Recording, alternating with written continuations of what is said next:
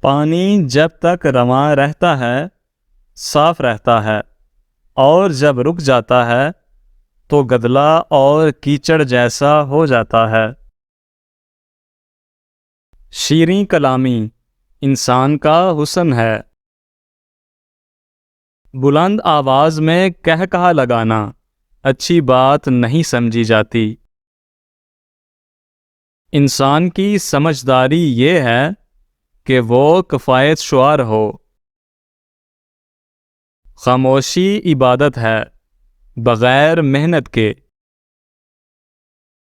دوسروں کی چھوٹی چھوٹی باتوں کا خیال رکھنے سے بڑی بڑی محبتیں جنم لیتی ہیں۔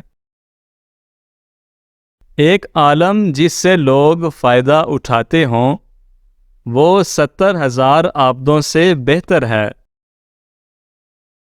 صالح افراد کے ساتھ اٹھنا بیٹھنا فلاح اور بہبود کی طرف دعوت دیتا ہے۔ علماء کا ادب کرنا عقل میں اضافے کا سبب ہے۔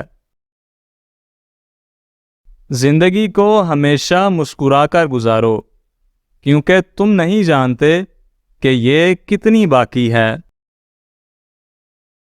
جو چیزیں اپنے وجود میں تیری محتاج ہیں ان سے تیرے لیے کیوں کر استدلال کیا جا سکتا ہے۔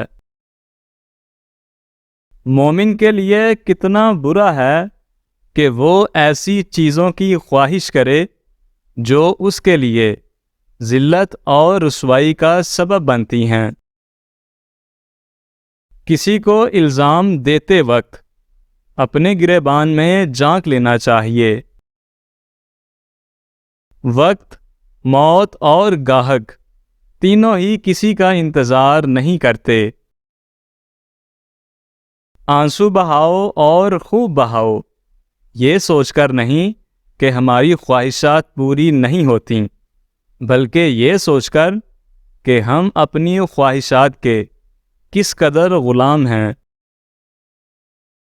تمہارا چال چلن اس بات سے معلوم ہو سکتا ہے کہ تم کس چیز کو دیکھ کر خوش ہو رہے ہو۔ بدگمانی کشتی کے اندر قطرہ قطرہ رستا ہوا پانی ہے جو آخر کار کشتی کو لے ڈوبتا ہے۔ انصاف صادق کے لیے خوشی اور بد کرداروں کے لیے خوف ہے۔ شریر اپنی بدکاری کے سبب پکڑا اور از خود گناہ کی رسیوں میں جکڑا جاتا ہے۔ اگر کوئی کام کسی کے سپرد کرنا چاہتے ہو تو دانا کے سپرد کرو، دانا میسر نہ ہو تو خود کرو یا اسے ترک کر دو۔ زیادہ ہوشیاری دراصل بدگمانی ہے۔ والدین کی طرف محبت کی نگاہ سے دیکھنا بھی عبادت ہے۔ اچھی کتابیں بہترین دوست ہیں۔ ہر مشکل انسان کی ہمت کا امتحان لیتی ہے۔ بادل کی طرح رہو جو پھولوں پر ہی نہیں کانٹوں پر بھی برستا ہے۔ اگر بڑھتے ہوئے وزن سے پریشان ہیں تو روزانہ ایک چقندر ابال کر کھائیں۔